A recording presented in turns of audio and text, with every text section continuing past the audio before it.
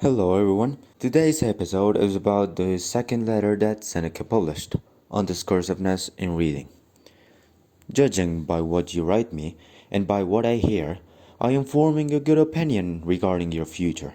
You do not run hither and thither and distract yourself by changing your abode, for such restlessness is the sign of a disordered spirit. The primary indication to my thinking of a well-ordered mind is a man's ability to remain in one place and linger in his own personal company. Be careful, however, lest this reading of many authors and books of every sort may tend to make you discursive and unsteady. You must linger among only a limited number of master thinkers, professionals, experts, and digest their works. If you will derive ideas which shall win firm hold in your mind, everywhere means nowhere. When a person spends all his time in foreign travel, he ends by having many so acquaintances, but no such friends. And the same thing must hold true of men who seek intimate acquaintance with no single author, but visit them all in a hasty and hurried manner. Food does no good and is not assimilated into the body if it leaves the stomach as soon as it is eaten. Nothing hinders a cure so much as frequent change of medicine. No wound will heal when one salve is tried after another. A plant which is often moved can never ever grow stronger than before. There is nothing so efficacious that it can be helpful while it is being shifted about, and in reading of many books is distraction. Accordingly, since you cannot read all the books which you may possess, it is enough to possess only as many books as you can read.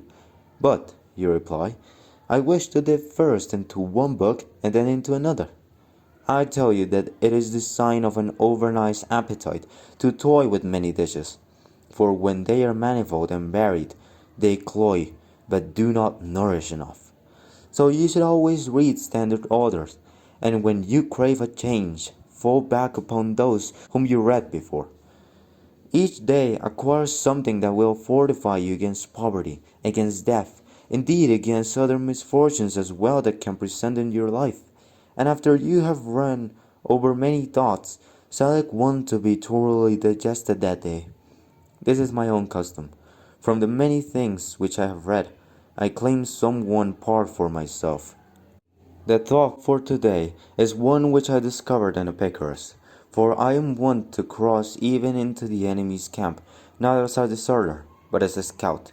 He says, contented poverty is an honorable state. Indeed, if it be contented, it is not poverty at all. It is not the man who has too little, but the man who craves more that is poor.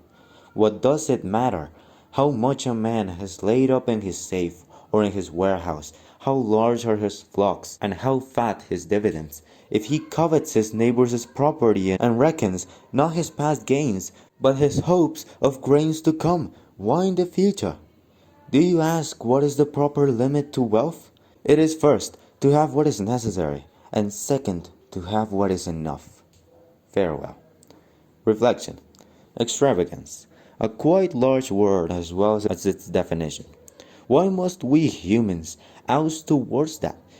It will keep us poor and misery. The correct word should be ambition, but always remembering to focus on your grandeur project and nothing else. Only then you'll find wealth.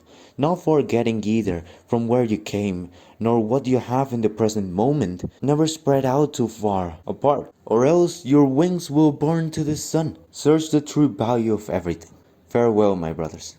See you soon.